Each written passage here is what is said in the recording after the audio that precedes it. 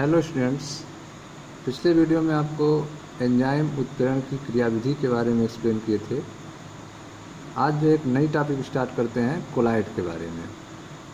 आप लोग ध्यान से इसको समझने की कोशिश करें, कोलाइड होता क्या है। ठीक है, देखें ध्यान से। हम एकक 2 में सीख चुके हैं कि विलयन समांगी निकाय होते हैं। चैप्टर 2 में आपको बताया गया विलयन के बारे में। उसमें आपको बताया गया था कि विलयन जो है वह समांगी निकाय है। समांगी निकाय किसे कहते हैं? उसमें आपको बताया गया था कि विलायक में जब हम विलय घोलते हैं तो घोलने के बाद जो विलयन तैयार होता है उसमें सब जगह जो है एक जैसा दिखाई दे।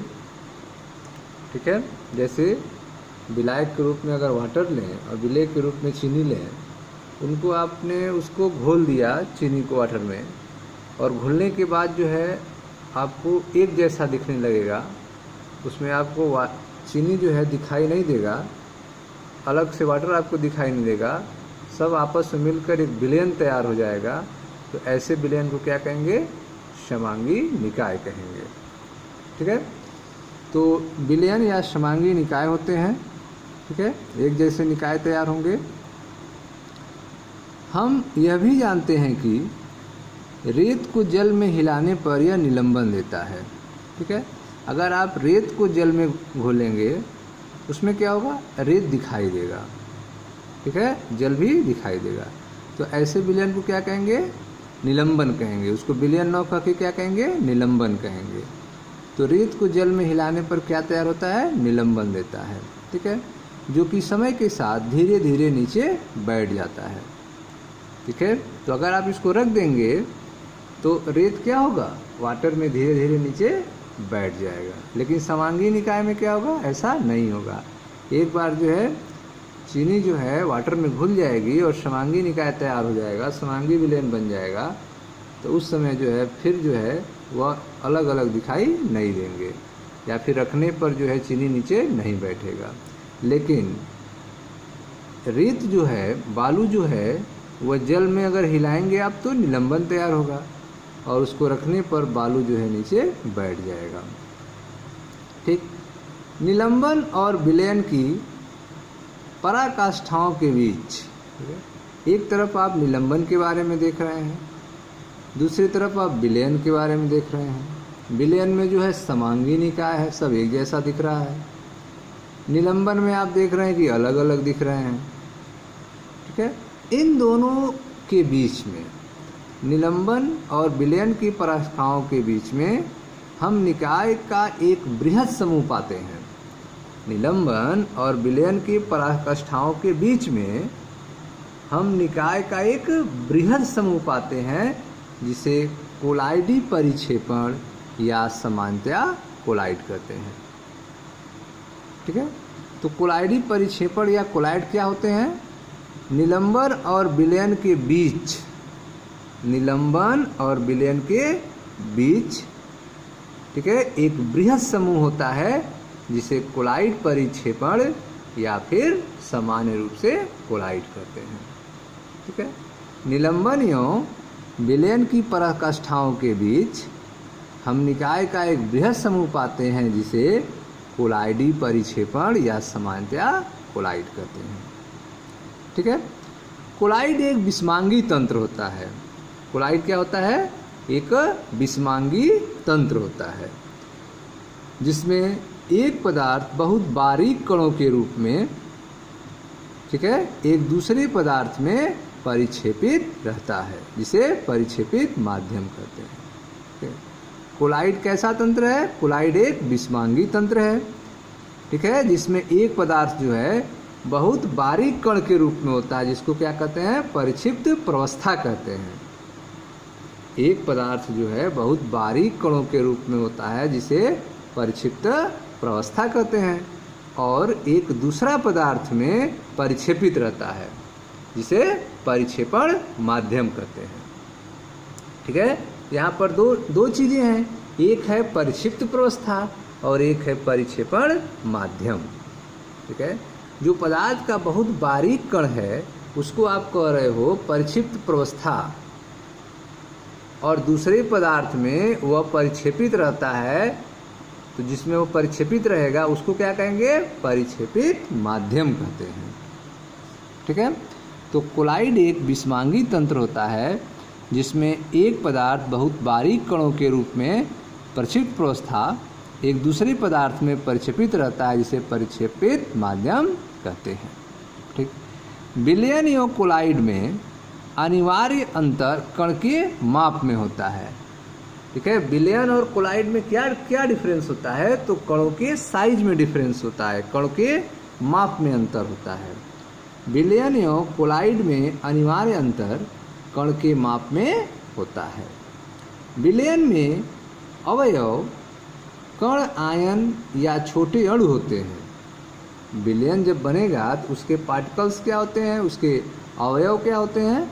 तो विलयन में अवयव कण, आयन या छोटे अणु होते हैं, जबकि कोलाइड में परिक्षिप्त प्रावस्था एक बृहद अणु, ठीक है, जिसमें ठीक है कोलाइड में जो परिक्षिप्त प्रावस्था होगा अर्थात जो है बारीक कण जो होगा वह एक बृहद अणु हो सकता है, जैसे प्रोटीन या संश्लेषित बहुलक, या कई परमाणुओं, आयनों या अणुओं का संकलन होता है, समूह होता है।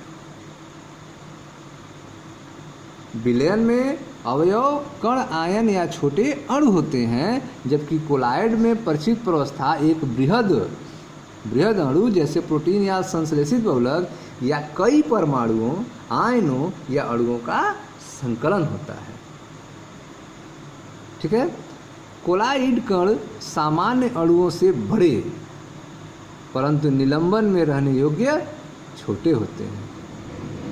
कोलाइड कण जो हैं वह सामान्य अणुओं से बड़े होते हैं, लेकिन निलंबन में रहने योग्य छोटे होते हैं, निलंबन से छोटे होते हैं। उनके व्यास की सीमा 1 और 1000 नैनोमीटर के बीच होती है। कोलाइड कणों के व्यास की सीमा क्या होती है? 1 और 1000 नैनोमीटर के बीच होती है।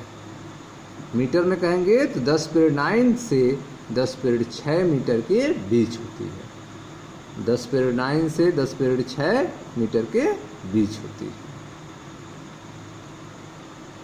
ठीक है, तो आप देख रहे हैं कि कोलाइड क्या है? एक विषमांगी तंत्र होता है जिसमें एक पदार्थ बहुत बारीक कणों के रूप में परिक्षेपित प्रावस्था एक दूसरे पदार्थ में परिक्षेपित रहता है, जिसे परिक्षेपित माध्यम कहते हैं। विलयन और कोलाइड में अनिवार्य अंतर कण के माप में होता है। विलयन में अवयव कण, आयन या छोटे अणु होते हैं, जबकि कोलाइड में परिक्षेपित प्रावस्था एक बृहद अणु जैसे प्रोटीन या संश्लेषित बहुलक या कई परमाणुओं, आयनों या अणुओं का संकलन होता है। कोलाइड कण सामान्य अणुओं से बड़े परंतु निलंबन में रहने योग्य छोटे होते हैं। उनके व्यास की सीमा 1 और 1000 नैनोमीटर के बीच होती है। 1 नैनोमीटर से लेकर 1000 नैनोमीटर के बीच होती है। ठीक है, कम माप के कारण कोलाइडी कणों का प्रति ग्राम पृष्ठ क्षेत्रफल बहुत अधिक होता है। तो आप देख रहे हैं कि कम माप के कारण कोलाइडी कणों का प्रति ग्राम पृष्ठ क्षेत्रफल क्या होता है? बहुत अधिक होता है। कम माप के कारण कोलाइडी कणों का प्रति ग्राम पृष्ठ क्षेत्रफल बहुत अधिक होता है। 1 सेंटीमीटर भुजा वाले एक घन पर विचार कीजिए। ठीक है, कोई घन है जिसकी भुजा क्या है? 1 सेंटीमीटर आप मान रहे हैं, तो इसका कुल पृष्ठफल कितना होगा? 6 सेंटीमीटर स्क्वायर होगा। 1 सेंटीमीटर भुजा वाले घन पर विचार कर रहे हैं, तो घन का कुल क्षेत्रफल कितना होगा? पृष्ठफल 6 सेंटीमीटर स्क्वायर होगा। ठीक है, यदि इसे 10 पर पावर 12 बराबर घनों में बांटा जाए, ठीक है, यदि इसे कितने भागों में बांटा जाए? 10 पे पावर 12 बराबर घनों में बांटा जाए, तो इन घनों का माप बड़े कोलाइडी कण के माप के बराबर होगा। जब इसको आप डिवाइड कर देंगे, 6 सेंटीमीटर स्क्वायर क्षेत्रफल होगा इसका पृष्ठ क्षेत्रफल, इसको आपको कितने भागों में डिवाइड करना है? 10 पे 12 बराबर भागों में, डिवाइड करना है, जैसे 12 बराबर घनों में डिवाइड करना है, तो इन घनों का माप जो आएगा वो बड़े कुलाइडी कण के माप के बराबर होगा तथा इनका कुल पृष्ठ क्षेत्रफल, ठीक है, 60,000 सेंटीमीटर स्क्वायर या 6 मीटर स्क्वायर होगा। ठीक है, इस विशाल पृष्ठ क्षेत्रफल के कारण कोलाइड के कुछ विशेष गुण होते हैं। ठीक है, तो आप देख रहे हैं कि कोलाइड का क्षेत्रफल क्या है, बहुत विशाल है, जिसके कारण इसके पास ये कुछ विशेष गुण होते हैं जिसके बारे में हम आगे एक्सप्लेन करेंगे। ठीक है, तो आप देख रहे हैं कोलाइड क्या होता है। ठीक, अब आता है आपका हेडिंग कोलाइडों का वर्गीकरण। कोलाइडों का वर्गीकरण, ठीक है स्टूडेंट्स, तो कोलाइड क्या होता है इसको आप रिवीजन कीजिए। मिलते हैं नेक्स्ट वीडियो में, कोलाइड का वर्गीकरण समझेंगे। Thank you.